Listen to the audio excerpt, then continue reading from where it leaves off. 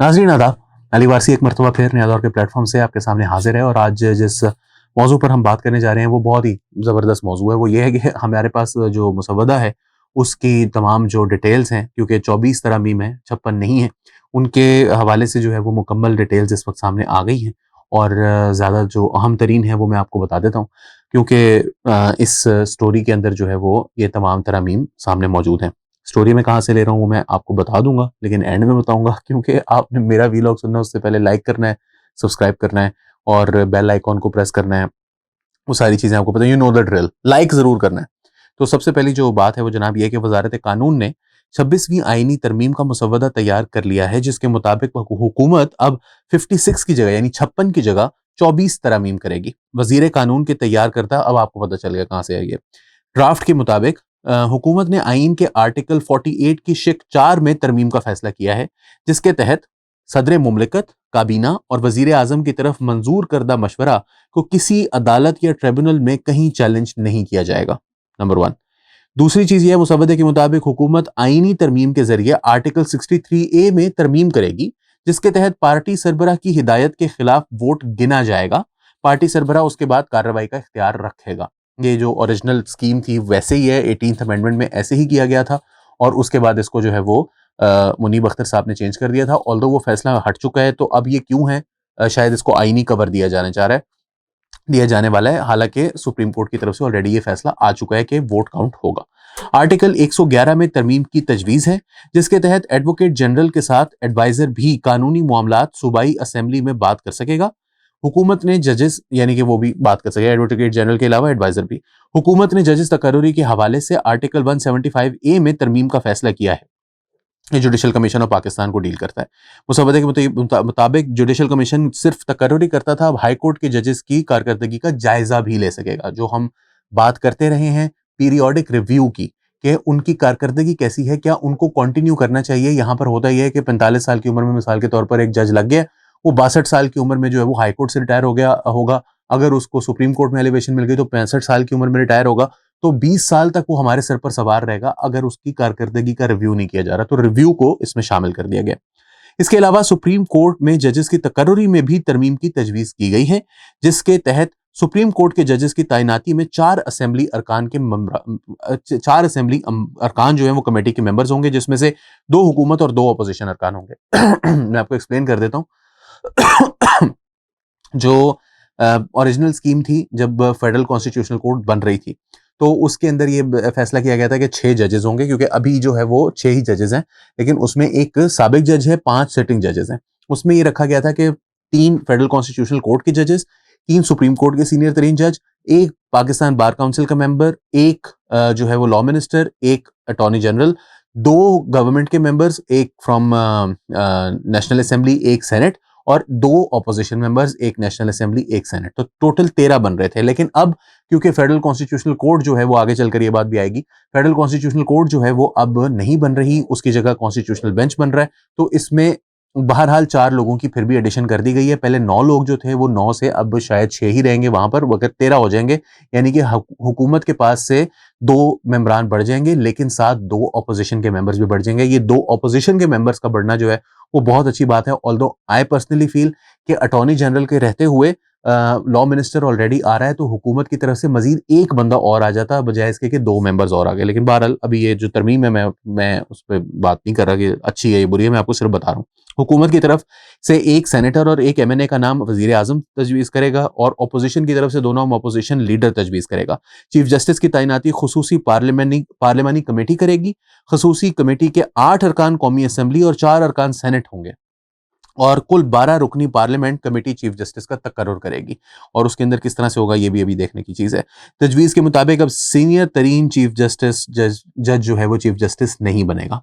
ये मंसूर अली शाह साहब को काउंटर करने के लिए ये किया गया है, बल्कि 3 मोस्ट सीनियर जजेस में से किसी एक का इंतखाब होगा। चीफ जस्टिस की तैनाती के हवाले से कमेटी का इन कैमरा इजलास होगा। तरमीम में तजवीज़ की गई है कि Islamabad high court chief justice की तैनाती के लिए पहले chief justice Islamabad high court और मोस्ट सीनियर जजेस मिलकर चुनते थे। तरमीम के बाद इन दोनों के साथ एक सीनियर वकील, 15 साल तजर्बा और एक वफाकी वजीर भी मेंबर होगा, जो वजीर आजम का नामजद करदा होगा। हुकूमत ने आर्टिकल 184 में भी, जो कि 184 जो सुओ मोटो जुरिस्डिक्शन होती है, 184 में तरमीम की तजवीज़ भी रखी है, जिसके तहत चीफ जस्टिस से सुप्रीम सुओ मोटो नोटिस का इख्तियार खत्म हो जाएगा और चीफ जस्टिस पेंशन पिटिशन के मुतालिक ही नोटिस जारी कर सकेगा, सो मोटो नहीं ले सकते अब वो। इसके अलावा आर्टिकल 179 में भी तरमीम की तजवीज़ है, जिसके तहत चीफ जस्टिस की मुद्दत 3 साल होगी। चीफ जस्टिस 65 साल उम्र होते ही मुद्दत से पहले रिटायर हो जाएंगे, अगरचे 60 साल की उम्र में चीफ जस्टिस बन गए तो 3 साल के बाद ओहदे से रिटायर हो जाएंगे। ये बात जो है वो बहुत इंपॉर्टेंट है, क्योंकि यहाँ पर पहले 2-3 दफ़ा इस तरह से वाक़यात हो चुके हैं, मुस्तकबिल में भी हो सकते हैं। तो उसकी वजह से, जैसे इफ्तिखार चौधरी बहुत लंबे अरसे के लिए आ गए थे। दूसरी बात यह है कि जो उन्होंने रिफॉर्म्स करने हैं वो 3 साल में हो ही जाते हैं, तो कोई ऐसी बड़ी बात नहीं है। चौथी बात यह है कि जिन लोगों ने आना है 25-30 दिन के लिए, उनका कोई फ़ायदा नहीं है। वो सिर्फ ये है कि आपको झंडा वाली गाड़ी तो मिल जाती है, आपको प्रोटोकॉल मिल जाता है, साबिक चीफ जस्टिस का साबका लग जाता है आपके नाम के साथ। लेकिन अगर आपने कोई रिफॉर्म्स करने हैं, कोई अपने ख़यालात, आपके कोई इम्प्रूवमेंट लाने के लिए कोई आपके आइडियाज़ हैं, उनको इम्प्लीमेंट करना है, तो वो तो नहीं हो सकता ना फिर 20 दिन में, या इवन 8 महीने में, 7 महीने में, 6 महीने में। इनफैक्ट जो नीचे जजेस होते हैं, जो अमला होता है, वो कहता है यार चीफ जस्टिस ने कितने दिन रहना है, ऐਵੇਂ थोड़े दिन की बात है, कोई बात नहीं, वैसे ही गुजार लेंगे हम। तो वो चीज़ जो है वो अब ख़त्म हो रही है और वो 3 साल के लिए उनका जो टेन्योर है वो फिक्स किया जा रहा है।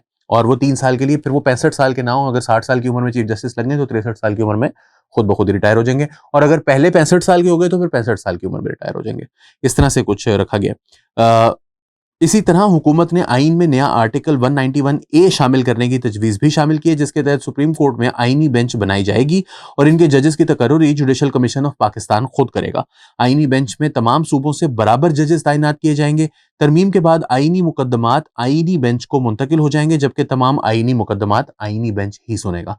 यानी आइनी, बेसिकली उसका जो स्ट्रक्चर है वो फेडरल हो जाएगा।